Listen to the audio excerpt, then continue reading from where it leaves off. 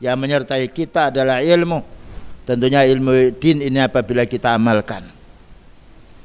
Selanjutnya kajian kita masalah syarah usul sunnah, penjelasan tentang pokok-pokok sunnah yang disampaikan oleh Imam ahli hadis yaitu Imam Ahmad rahimahullah taala. Penjelasan al-jihadu madhin ila yaumil qiyamah ma'al birri wal fajiri. Jihad itu maknanya kesungguhan mengerahkan tenaga. Dan nanti akan kami jelaskan makna jihad menurut bahasa bersungguh-sungguh. Tidak boleh malas.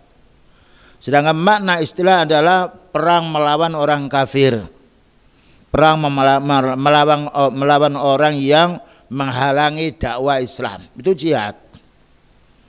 Dan ini setiap orang yang mendakwakan sunnah mesti diperangi.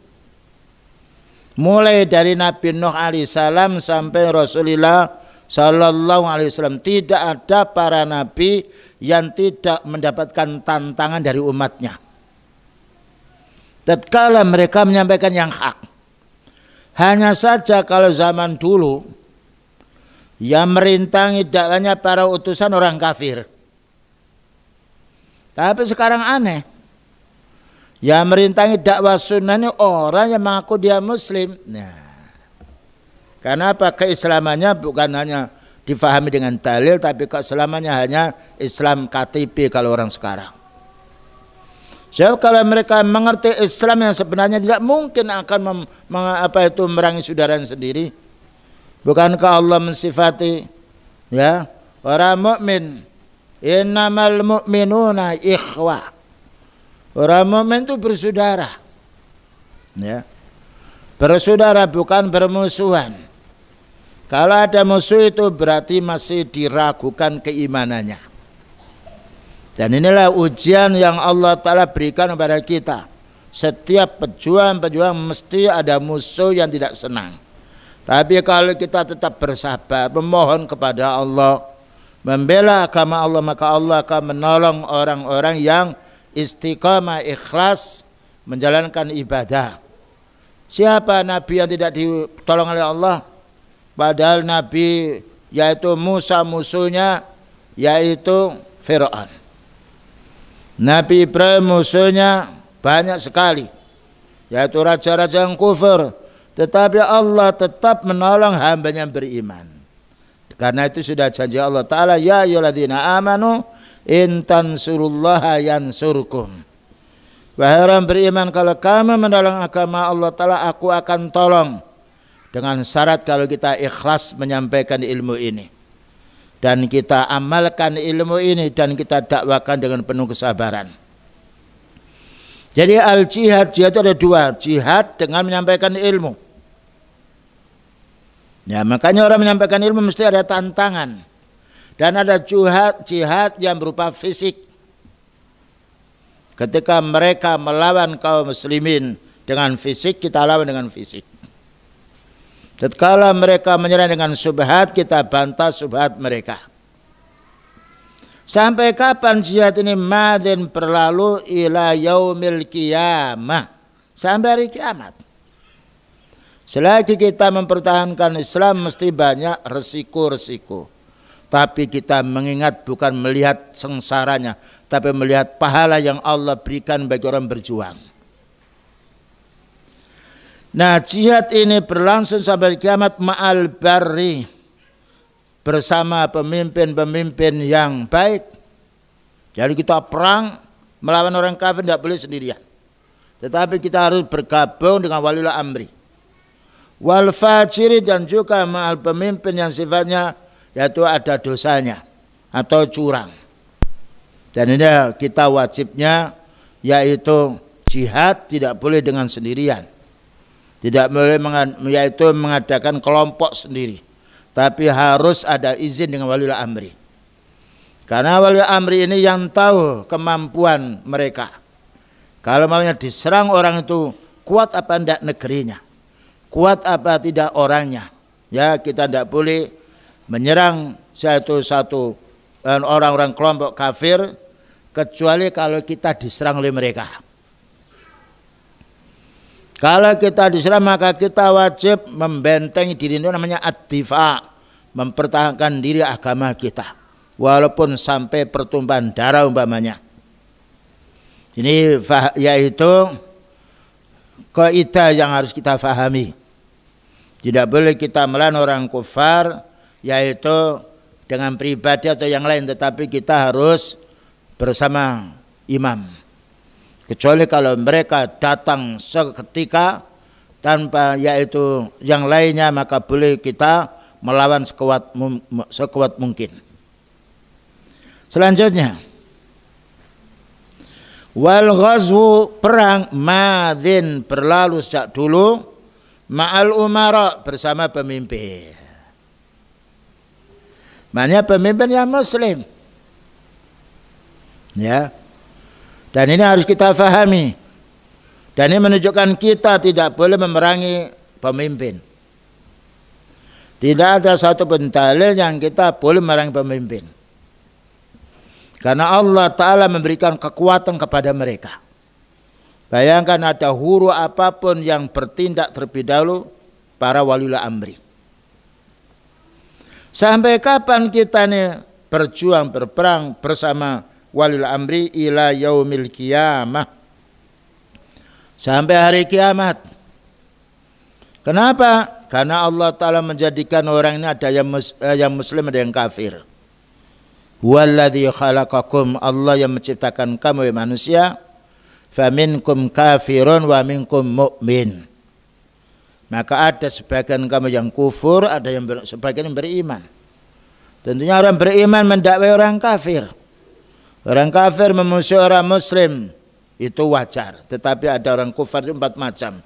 Ada yang kafir dhimmi, yang mana dia hidup bersama kaum muslimin, tidak boleh menyakiti orang Islam. Ada kafir harbi, yang mereka itu menyerang kaum muslimin. Ma'al yana al-barri, bersama pemimpin yang baik. Wal fajiri, dan yang curang umpamanya. La yutraku, jangan ditinggalkan. Karena kekuatan ada pada mereka. Karena Allah Ta'ala memberikan kekuatan kepada mereka melebihi daripada kekuatan perorangan. Karena mereka memiliki orang-orang yang kuat yang dipilih oleh mereka. Inilah kita tidak boleh menyerang apapun dengan kelompok kita sendiri atau dengan organisasi atau dengan lembaga. Tapi kalau menyerang orang, kita harus bersama kaum ulatul amr. Kalau ulatul amr menganggap ini berbahaya, kita harus bersabar. Kita memerangi dengan berdoa. Karena doa dijelaskan oleh beliau, ittaqi da'watal mazlum. Hati-hati kamu dengan doanya orang dizalimi. Fa innahu laisa bainahu wa bainallahi hijab. Karena Allah Ta'ala tidak akan menghalangi orang-orang terzalimi ketika mereka berdoa kepada Allah. Selanjutnya pula, itu tadi masalah perang ya. Jadi kita tidak boleh perang memerangi orang kafir dengan kelompok sendiri atau dengan organisasi, dengan lembaga, tidak boleh. Dan ini tidak bolehnya juga karena ada dalil dari Al-Quran maupun Sunnah. Wa qismatul fai', pembagian harta rampasan. Al-fai' itu maknanya orang Islam ketika mau menyerang orang kafir itu dia tidak melakukan perlawanan tapi lari semuanya. Jadi ketika orang Islam menyerbu, mereka lari semuanya. Jadi barangnya namanya al-fai'. Jadi dia ambil, dirampas oleh kaum muslimin karena mereka lari takut pada kaum muslimin. Dan halal. Bahkan juga wanita-wanita yang kufur menjadi budaknya kaum muslimin. Kalau masalah al-ghanimah lain lagi, al-ghazwah. Kalau al-ghazwah maknanya peperangan yang dilakukan oleh kaum muslimin terhadap orang kafir yang memusuhi kaum muslimin, itu namanya ghazwah. Ghazwah Uhud, ya. Ghazwah Badar, perang Badar, adanya perlawanan dari kaum muslimin, yaitu yang mereka ini kaum muslimin dilawan oleh orang kufar. Wa iqamatil hudud, dan juga melaksanakan hukum yaitu tentang pembunuhan, hukum tentang potong tangan, hukumnya orang berbuat zina, dan hukumnya orang berbuat liwat yang lainnya, ini ilal a'immah yang melaksanakan dari waliul amri. Tidak boleh kita laksanakan sendiri. Tidak boleh kita menjumpai orang mencuri lalu kita kerebek, kita potong tangannya, tidak boleh. Itu bukan hak kita. Tetapi itu haknya waliul amri. Karena Allah Ta'ala memberi kekuatan kepada mereka. Seandainya mereka tidak menghukum dengan secara syar'i, itu bukan kewajiban kita, itu tanggungan mereka. Madzin ini berlalu sejak dulu, bahkan juga sampai hari kiamat. Begitu para ulama sunnah menata agar kita ini tidak serampangan ketika bertindak. Laisa li akhatin, tidak ada satupun orang yang boleh ayat ana alaihim, mencela pemimpin, tidak boleh. Karena Allah Ta'ala memuliakan mereka. Bayangkan ada huru-hara yang lain yang bertindak pertama adalah orang yang Allah beri kekuasaan pada mereka. Makanya para ulama sunnah adalah ulama yang baik. Walaupun ada kecurangan dari mereka, maka ulama sunnah mendoakan, ya Allah berilah petunjuk. Karena perorangan ulama dengan pemimpin bahaya, itu beban yang utama pemimpin. Karena mereka harus mengurus negara, berhubungan dengan orang kadangkala bukan orang muslim, dan kadangkala orang kafir. Kadang-kadang mereka terpaksa pula dengan sesuatu hal. Berbeda dengan ulama. Ulama menghadapi yaitu orang-orang awam, ya. Sedangkan umara menghadapi orang-orang yang kuat, menghadapi orang-orang yang berbuat kriminal, yang berbuat kejahatan. Ulama menghadapinya dengan lisan, karena senjatanya hanya mulut ilmu. Sedangkan mereka Allah Ta'ala memberi kekuatan fisik dan juga yang lainnya. Dan ini harus kita fahami. Makanya hendaknya kita selalu mendoakan pemimpin menjadi pemimpin yang baik. Dan itu yang jarang. Kadang-kadang manusia selalu mencari aibnya pemimpin, keliru. Bukankah kita diperintahkan untuk mencari aib kita lalu memperbaiki kita sendiri? Khasibu qabla an tukhasabu. Hitung amalmu, dosamu itu sebelum kalian dihitung oleh Allah Ta'ala dosa kalian semuanya. Dan ini pelajarannya, manhajnya, prinsipnya ulama sunnah. Tidak seperti orang ahli bid'ah atau orang yang mereka mendapatkan semangat yang kuat tapi tanpa ilmu. Ya, karena apapun tindakan mereka, walaupun mereka kelompoknya banyak, masih kalah dengan waliul amri. Karena Allah Ta'ala telah memberi kekuatan kepada mereka. Dan itu kita saksikan di dalam dunia kita. Wala yunazi'uhum, dan jangan sampai kita ini keluar dari pemimpin, tidak boleh mencela pemimpin lewat media sosial atau yang lain, tidak boleh. Karena kita pun pekerjaan kita tidak semisal yang mereka lakukan. Seandainya mereka ada suatu dosa atau kekeliruan dari melangkah, dia maafkan dia dengan dasar hadis, idza ijtahadal hakimu fa akhta'a falahu ajrun. Kalau seorang hakim memimpin, dia beristilah keliru, satu pahala. Wa in asaba falahu ajrani. Jika benar maka dia mendapatkan 2 pahala. Lihat para ulama sunnah, tidak ada yang mendemo, unjuk rasa, mencaci. Dan lihat para ulama sunnah sekarang berdakwah banyak sekali. Lisannya baik dan juga lisan menyejukkan umat. Membacakan ayat Al-Quran, membacakan hadis. Dan itulah kita lihat Imam Bukhari rahimahullah ta'ala. Manusia seperti kita, tapi karena Allah melebihkan ilmu, menjadi paling baiknya orang. Imam Muslim, Imam Abu Dawud, Tirmidzi, Nasai, Ibnu Majah, Imam yaitu Nawawi yang lainnya. Tidak ada tulisan mereka yang menyerang kepada waliul amri. Tetapi kita disuruh bersabar, suruh mendoakan yang baik. Dan kitab-kitab mereka tertulis, diterjemahkan. Itulah panutan kita.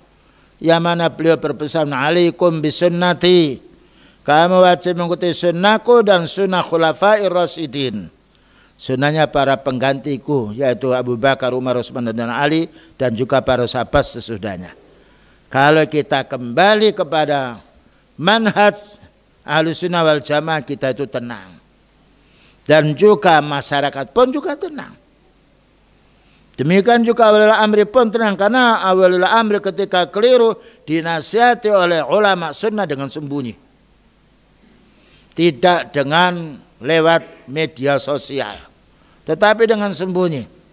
Sebagaimana banyak hadis yang kita yaitu fahami bersama, kalau kita memunasihati pemimpin harus tidak didengar orang lain, tetapi kita harus muwajahah dengan cara yang baik. Selanjutnya pula, wa daf'us shadaqati ilaihim jaizun nafidatun. Boleh kita menyerahkan zakat kita, zakat mal atau zakat perdagangan atau zakat emas kepada walil amri, boleh. Jaizatun nafidatun, boleh, dan itu terlaksana. Seandainya mereka tidak menarik kita, kita punya emas, kita wajib keluarkan sendiri. Tapi seandainya mereka walil amri mengambil yaitu zakat untuk dibagikan kepada orang-orang miskin, itu hak mereka. Tapi alhamdulillah di negeri kita punya kesempatan untuk menuangkan zakat kepada fakir miskin. Tidak diambil oleh mereka. Adapun mereka yaitu mengambil satu pajak atau yang lain karena kebutuhan mereka banyak sekali, melebihi daripada kebutuhan kita sendiri. Wa man tafa'a ilaihim, barang siapa yang membagikan, menyerahkan zakatnya, menyerahkan infaknya pada fakir miskin kepada ulil amri, ajza'at, cukup, boleh. Barran, baik yang mereka jadi wali amri ini adalah orang yang jujur, au kana fajirun, atau orang yang tidak jujur, karena hak mereka dan itu tanggung jawab mereka. Begitu para ulama sunnah kaum muslimin wal muslimat ya, memuliakan walil amri yang muslim adalah bagian daripada akidah. Wa salatul jum'ati, kita wajib salat Jumat khalfahu, ketika diimami oleh walil amri. Terkadang kita itu su'unidzon dulu, karena banyak dosanya, kita pun juga banyak dosa. Tidak ada manusia yang tidak punya dosa.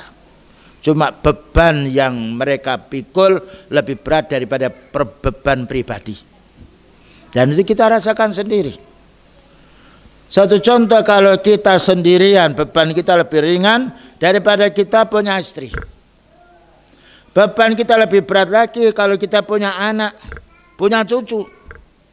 Barangkali berapa jumlahnya itu. Sedangkan wali amri bukan 10 orang yang menjadi ya tanggung jawab mereka, ratusan bahkan ribuan. Seandainya ada ijtihad yang keliru, maka Allah Ta'ala memaafkan. Idza ijtahadal hakimu fa akhta'a falahu ajrun. Apabila seorang pemimpin dia berijtihad keliru, maka dapat satu pahala.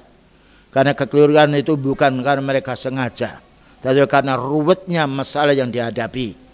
Karena itu kita hendaknya mendoakan kepada para pemimpin kita akan mendapatkan petunjuk. Dan baiknya mereka, baiknya umat. Inilah yang sering kita lupakan. Para ulama sunnah yaitu dari kalangan para tabi'in, ya, tabi'in ahli sunnah mendoakan. Seandainya saya ini tahu doaku ini dikabulkan oleh Allah Ta'ala, aku akan peruntukkan untuk imam. Subhanallah. Doa, seandainya aku ini tahu bahwa doaku dikabulkan bukan untuk diriku sendiri, tapi untuk imam. Ditanya oleh temannya, kenapa wahai imam? Iya, kalau saya berdoa dikabulkan untuk diri saya sendiri, berarti yang baik hanya saya. Tapi kalau aku berdoa dikabulkan oleh Allah Ta'ala untuk kebaikan pemimpin, kebaikan umat.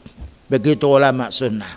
Walaupun mereka bukan jadi pegawai, tapi din, akidah, itu yang membawa tenangnya jiwa mereka. Makanya tidak ada para ulama yang mengolok-olok pemimpin, ulama sunnah. Bukan ulama-ulama yang sifatnya dia bukan alim. Ulama sunnah menghormati betul-betul. Karena apa? Karena kebaikan mereka ini, para pemimpin itu banyak sekali. Di antaranya ketika ada huru-hara, ketika ada musuh dari luar atau yang lainnya, yang bertindak dulu adalah mereka. Sehingga para ulama banyak mendoakan mereka akan menjadi orang yang mendapatkan hidayah. Wa khalfa man wallaw, dan boleh kita sholat di belakang orang-orang yang mengurusi kita. Sekalipun toh umpamanya mereka kurang yaitu baik umpamanya, tapi sholat namanya sholat, karena sholat hubungan kita dengan Allah. Nah terkadang kalau kita disolati oleh orang pegawai sesuatu umpamanya, oh ini tidak sah atau kurang serendah, ya, karena yaitu dulu yang banyak mengiman adalah orang-orang yang waliul amri. Nah dan sekarang kita ada yang waliul amri dan tidak, walaupun waliul amri maka selagi mereka muslim yang baik kita ikuti, karena kita diwajibkan oleh Allah Ta'ala mengikuti yang baik. Jaizatan baqiyatan tamatan.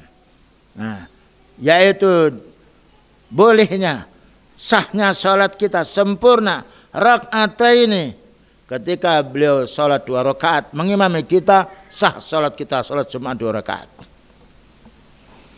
Man a'ada, barang siapa ketika tidak puas dia diimami oleh orang-orang yang jadi pegawai umpamanya, karena mereka punya su'unidzon dan punya bukti kesalahan-kesalahan, lalu mereka mengulangi sholatnya, fahuwa mubtadi'un, ini adalah orang ahli bid'ah. Nah inilah perlu kita pahami. Jadi kita sholat yang lainnya, kebenaran itu bukan dengan perasaan, tapi kebenaran itu dengan dalil. Dan ini fatwanya para ulama yang tidak berselisih, ya, supaya kita pahami. Tarikun lil asar, kalau orang itu tidak mau yaitu diimami oleh pegawai umpamanya, karena mereka menganggap orang ini curang, orang ini korupsi, orang ini tidak, itu hubungan dia dengan Allah. Suatu saat mungkin Allah akan mengampuni dosa mereka dari sisi amal mereka yang baik, karena Allah berfirman innal hasanati yudhibnas sayyiat, amalmu yang baik itu akan menghapus dosa. Jadi kita sholat di belakangnya, ada pendosa yang mereka lakukan itu tidak akan menular kepada kita, karena ada ayat wa allaisa lil insani illa ma sa'ah, tidaklah manusia itu akan dibalas oleh Allah Ta'ala melainkan dengan usahanya sendiri. Wala taziru waziratu wizra ukhra, tidak ada orang berbuat dosa bisa menanggung dosa orang lain. Ya, ini prinsip yang harus kita pahami. Terkadang kita kena virusnya kelompok khawarij, kelompok radikal yang lainnya, fulan begini, fulan korupsi, fulan ini, sehingga orang itu menjauh, tidak boleh. Adapun kalau kita tahu, kita nasihati dengan baik, dan menasihati pemimpin tidak boleh digelar di tengah umum, tetapi dengan bahasa yang bagus, mungkin dengan surat dengan bahasa yang baik. Diterima atau tidak itu bukan urusan kita. Wa mukhalifun lis sunnah, maka apabila mereka makmum ini tidak mau disolati oleh imam, ya mereka itu menjadi pegawai umpamanya, lah karena ada kesalahan-kesalahan, karena ada sengketa, lalu kita meninggalkan, tidak mau diimam oleh mereka, ini menyimpang sunnah. Menyimpang sunnah. Laisa lahu min fadlil Jumat, dia tidak akan mendapatkan pahalanya sholat Jum'ah kalau mereka meninggalkan sholat Jumat ketika diimami oleh mereka, dan karena imamnya dibenci, tidak boleh. Idza lam yara sholata khalfal a'immah, apabila mereka punya prinsip tidak mau sholat kalau diimami oleh orang pegawai umpamanya, atau orang yang sifatnya ada dosanya, karena kita juga punya dosa, ya. Kalau ada kesalahan mereka itu Allah Ta'ala menghukum mereka sendiri. Bahkan bisa jadi Allah akan mengampuni kesalahan mereka dengan amal baik mereka, dengan perjuangan mereka, dengan membantu orang lain, dengan mempermudah urusan orang lain, ya. Ini supaya kita tetap menjadi baik. Sebab kalau kita memuliakan pemimpin, mereka akan sejuk hatinya, dan mereka juga akan senang dengan kita. Tapi kalau kesalahan pemimpin dicari terus, maka mereka akan bertindak, karena mereka memiliki kekuatan yang mengalahkan kekuatan yang lainnya. Ini harus kita pahami. Man kanu barrahum wa fajirum, baik mereka menjadi imam itu orang yang baik, alhamdulillah. Atau orang itu kurang baik, umpamanya hutang belum dibayar, atau mengambil haknya orang lain, ini urusan pribadi, bukan urusan kita.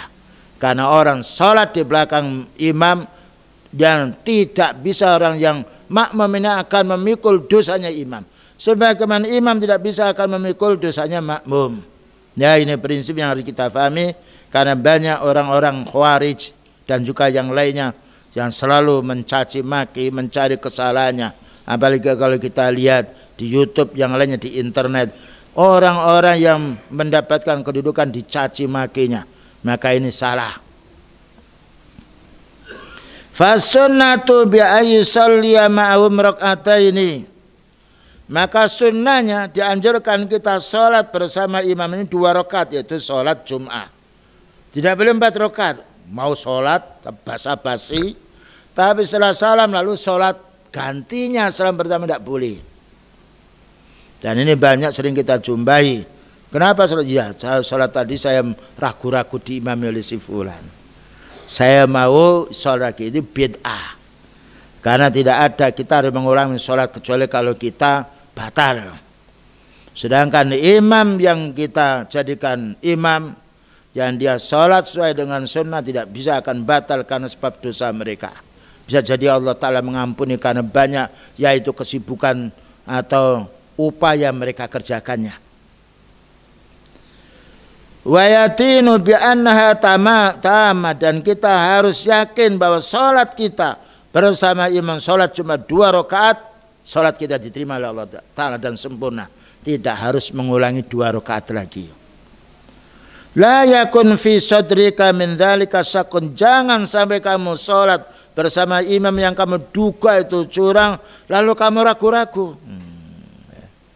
Karena manusia tidak mau melelei dirinya, tidak mau menghisap dirinya, kejahatannya, tapi maunya mencari kejahatan orang lain. Itu tabiat manusia awam. Tapi kalau orang yang berilmu, mengontrol dirinya dulu sebelum dia mengontrol kesalahan lain. Dan ada faedahnya, iya. Saya punya ilmu, terkadang melanggar hukum Allah. Bagaimana mereka orang yang awam? Sehingga kita bisa toleran, memaklumi.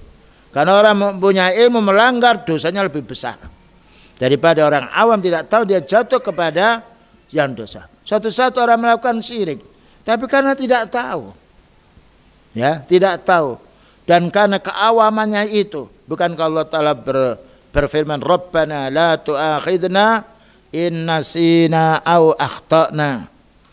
Maka hambanya berdoa, ya Allah, jangan kau hukum kami kalau kami ini lupa dan salah. Lupa itu ingat, tapi saat mengerjakan dia tidak ingat. Salah karena dia tidak tahu hukum. Bayangkan, bukankah ada sahabat yang sholat menghadap selain dari kiblat? Karena tidak tahu. Tapi karena Allah Ta'ala Maha tahu, ini tidak tahu dia kiblat, maka dan dia niat untuk menghadap kiblat, maka masing-masing sholat mereka diterima oleh Allah. Inilah kemurahan dari Allah Ta'ala untuk hambanya yang keliru, yang tidak sengaja, tetap mendapatkan pahala dan dia ampuni dosanya.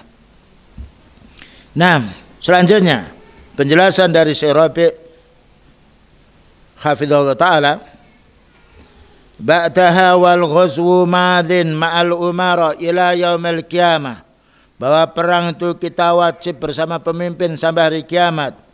Al barra wal fajir, baik menjadi pemimpin itu orang yang baik atau kurang baik, madamal jihadu madhan ila yaumil qiyamah, katanya Syekh di sini.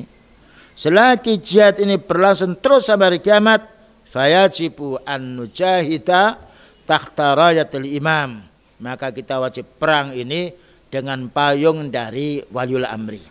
Ya. Kalau karena waliul amri dia yang tahu ini kekuatan negerinya, kekuatan tentaranya. Awil fajir, atau imam itu kurang kita senangi karena ada kemaksiatan, tetapi imam memiliki ketinggian derajat dia. Ada huru apapun mereka yang bertindak dulu. Wa fi'lu hadza salafi, dan inilah yang dikerjakan oleh ulama salaf. Kayak Ibnu Mubarak, Abdullah bin Mubarak, seorang tabi'in. Maka mereka ini yaitu salat di belakang imam. Ya, yang imam ini lebih kurang ilmunya daripada makmumnya.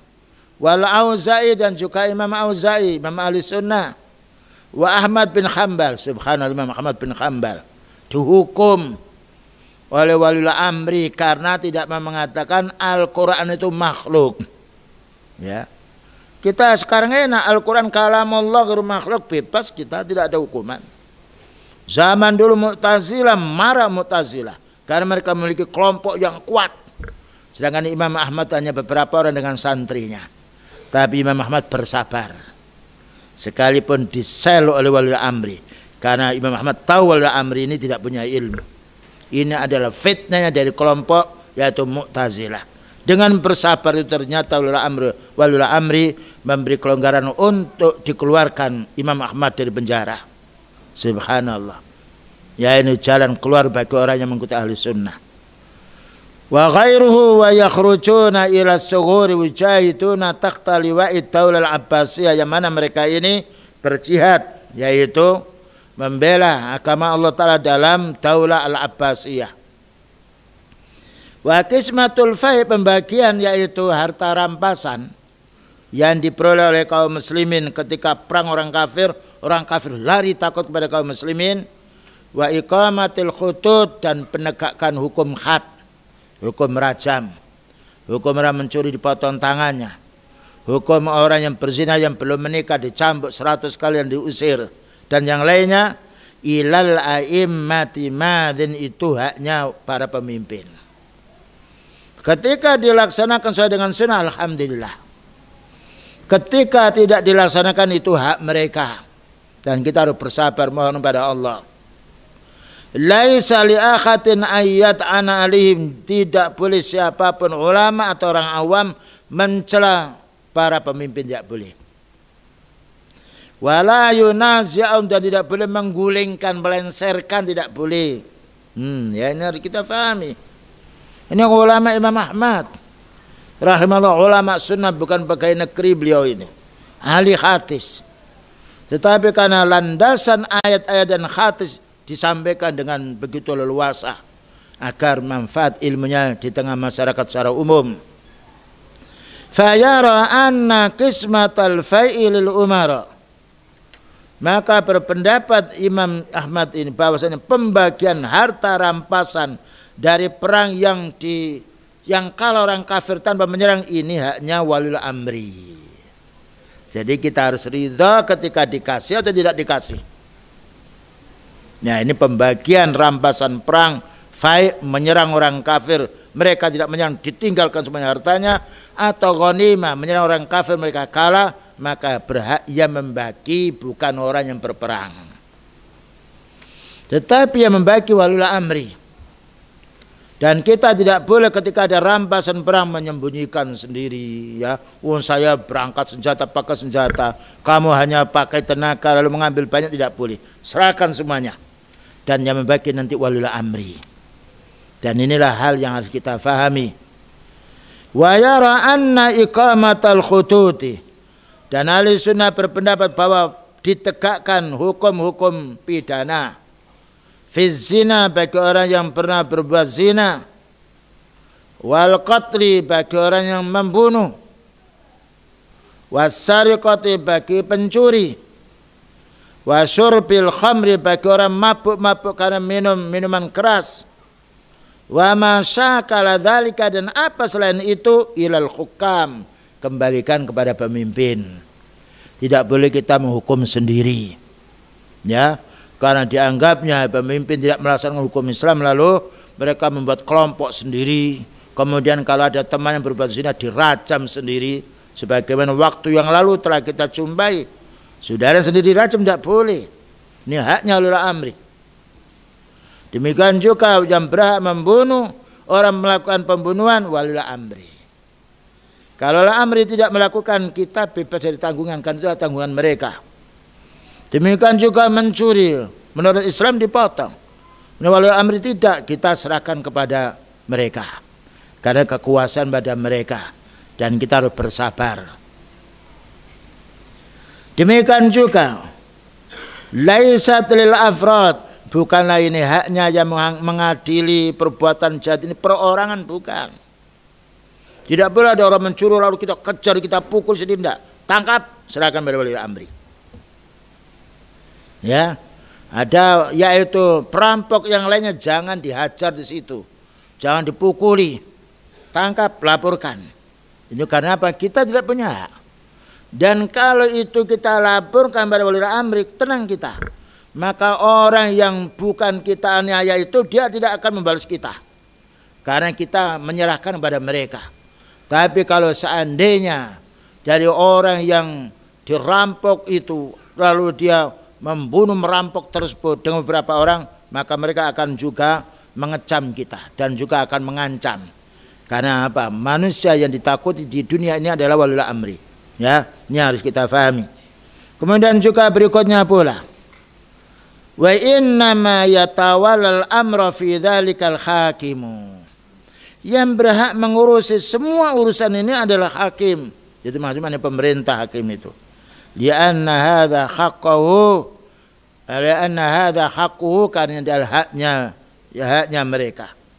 Wa lianna tawallil afrati, dan karena kalau diurusi oleh perorangan kejahatan-kejahatan ini, awit tawafi atau kelompok-kelompok lihadzal asya'i, diurusi sendiri tidak mau lapor pada waliul amri, apa yang terjadi?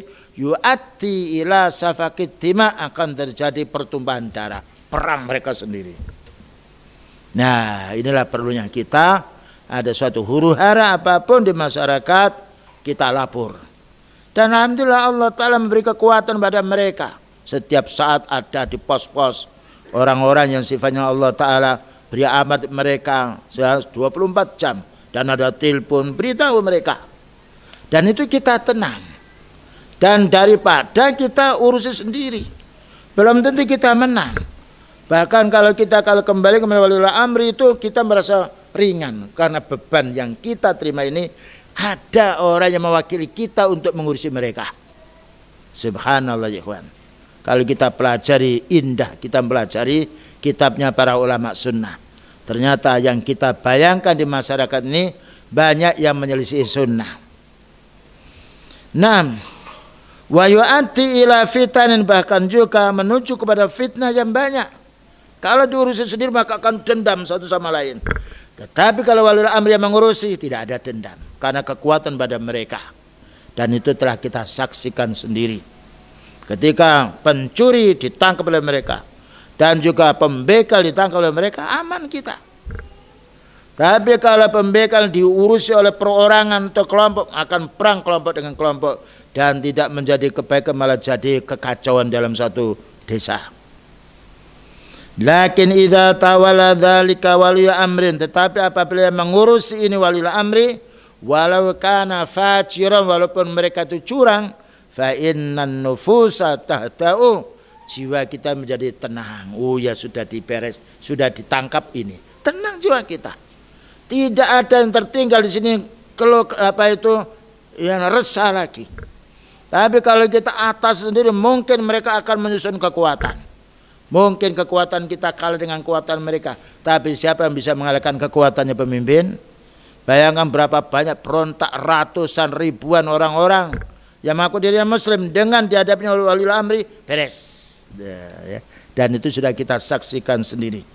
Wala tata'arradul umam lil fitan, dan tidak membawa fitnah yang banyak. Baik, adzan dulu bagaimana? Baik, kita lanjutkan. Istilah waliul amri bisa juga itu pemerintah, dan juga bisa juga lembaga yang di situ ada pimpinannya. Bahkan juga bisa ulama. Kalau ulama adalah waliul amri dalam masalah urusan din, yang mengenai yaitu membahas masalah halal dan haram. Sedangkan waliul amri membahas masalah kerusuhan. Makanya hendaknya waliul amri itu kerjasama dengan ulama.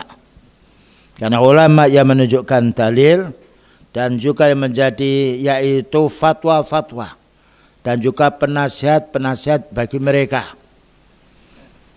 Namun ulama tidak terus terang menampakkan dirinya, karena mereka lebih takut kepada Allah Subhanahu wa taala. Namun menasihati, cuma menasihatinya bukan ingin dipuji oleh seseorang. Menasihati dengan rahasia, bertatap muka. Makanya ada hadis, apabila kau yaitu mau menasihati pemimpin, fala yubtihi ala niyatan, jangan ditampakkan diramai, Tetapi fal ya'khud biyatihi, datangi. Fal yakhlu bi, dan sendirilah kamu dengan mereka menasihatinya. Ini adab-adab kita menasihati waliul amri. Baik waliul amri yang masalah urusan kita kepala sekolah, atau yaitu kita punya keluarga, yaitu suami kita menjadi waliul amri, maka kita tidak boleh menjelaskan aib-aib keluarga kita di hadapan orang lain.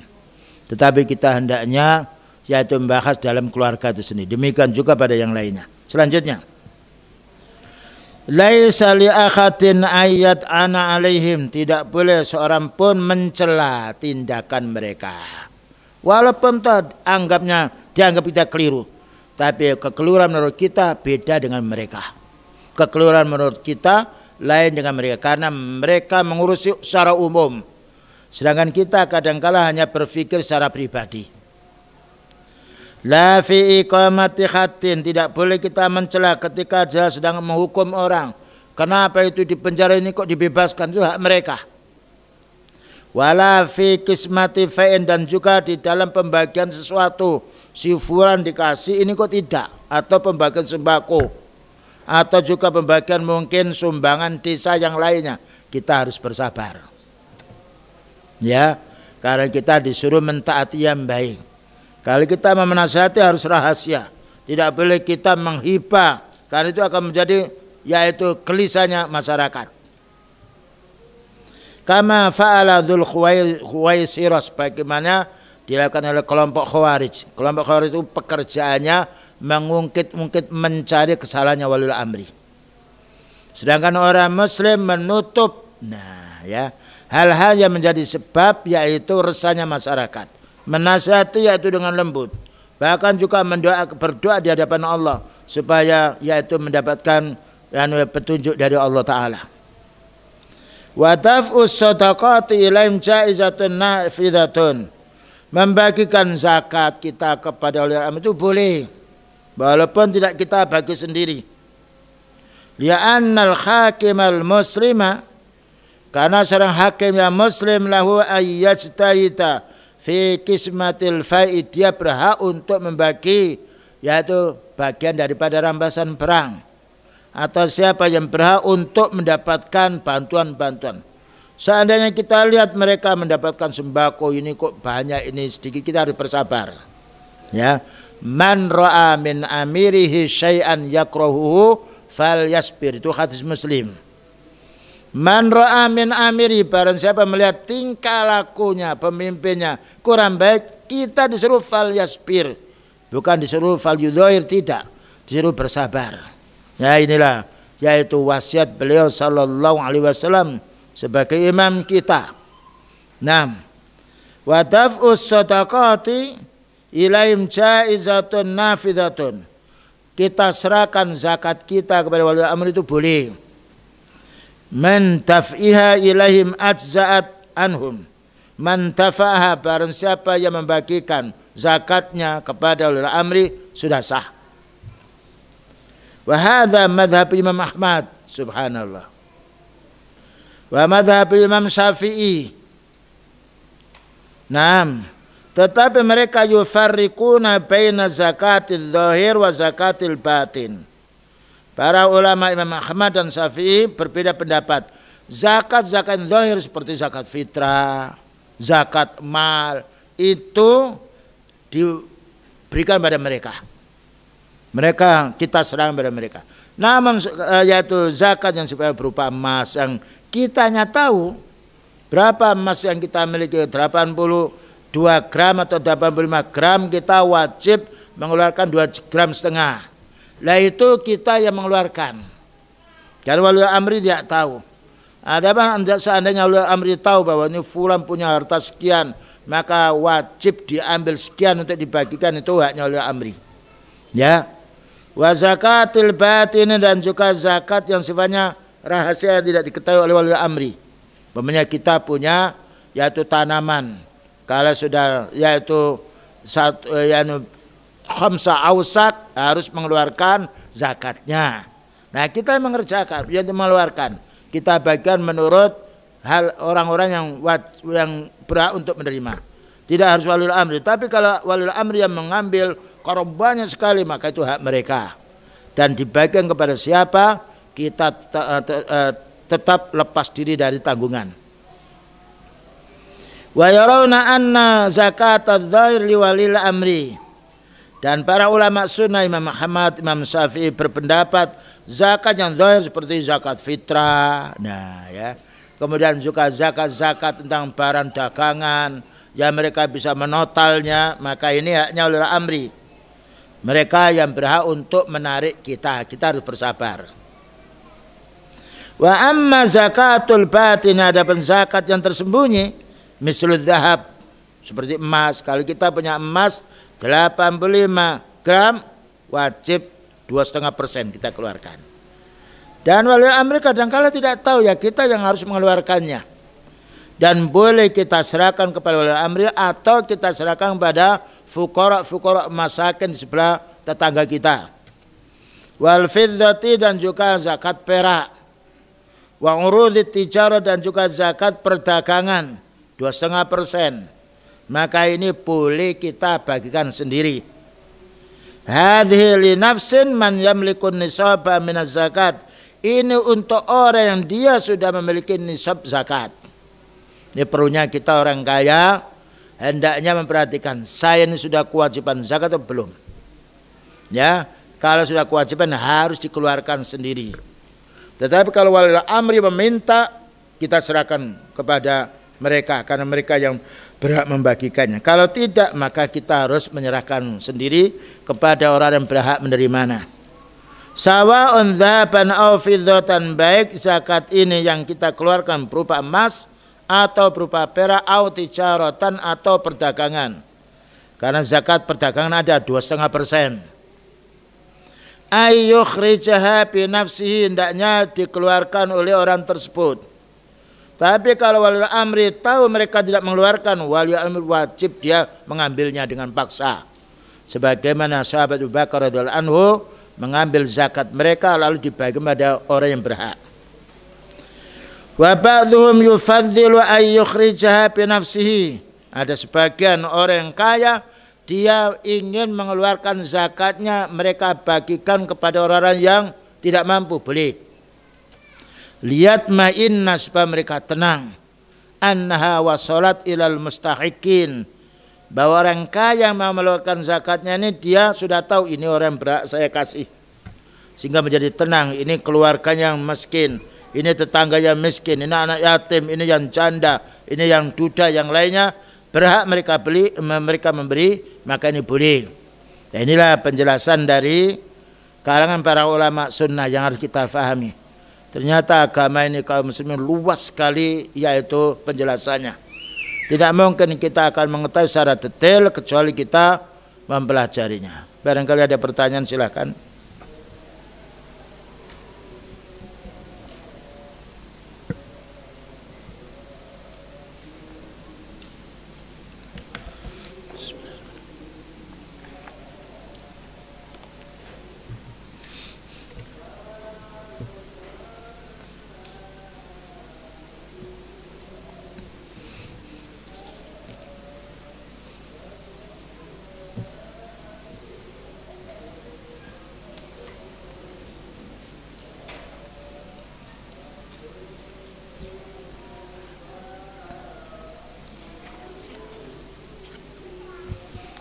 Baik, karena tidak ada pertanyaan, kami rasa cukup sekian. Wassallallahu ala nabiyyina Muhammadin wa ala alihi washabihi wasallam. Subhanakallahumma bihamdika asyhadu an la ilaha illa anta astaghfiruka wa atubu ilaik. Walhamdulillahirabbil alamin. Wassalamualaikum warahmatullahi wabarakatuh.